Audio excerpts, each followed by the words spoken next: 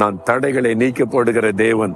உனக்கு முன்பாக நடந்து போகிறேன். நான் தடைகளை உடைத்தெறிவேன், அந்த வழியில நடத்துவேன் என்று வாக்கு கொடுக்கிறார். விசுவாசிக்கிறீங்களா? நம்முடைய வாழ்க்கையில வரக்கூடிய தடைகளை மாற்றி காரியங்களை வாய்க்க பண்ண சிலுவையில தன்னை பலியாய் கொடுத்தார். ஏன்? சாத்தான் தான் தடை உண்டாக்குகிறவன். எப்படியாவது தடை உண்டு பண்ணி நம்மை முடக்கிவிட நினைக்கிறான். அந்த சாத்தானை சிலுவையில இயேசு வெற்றி சிறந்தார். ஆகவே இயேசு கிறிஸ்துவின் நாமத்தில் தடைகள் விலகும். விசுவாசத்தோடு ஏன் கூட சேர்ந்து ஜெபிங்க. இதுவரை காணப்பட்ட தடைகள் இன்றைக்கு மாறணும். இந்த மாதத்துல வழி திறக்கப்படணும், காரியங்கள் வாய்க்கணும். ஆண்டவர் செய்ய போகிறார். விசுவாசத்தோடு என் கூட சேர்ந்து ஜெபிங்க.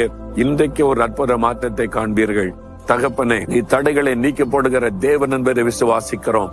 நீர் கொடுத்த அந்த வாக்கு தத்தத்திற்காய் ஸ்தோத்திரம். இது எனக்குரியது. எனக்கு இந்த வாக்கை தந்திருக்கிறீர். நசரேயனாகிய இயேசுவின் நாமத்தில் சாத்தான் கொண்டு வரக்கூடிய சகல தடைகளும் விலகட்டும்.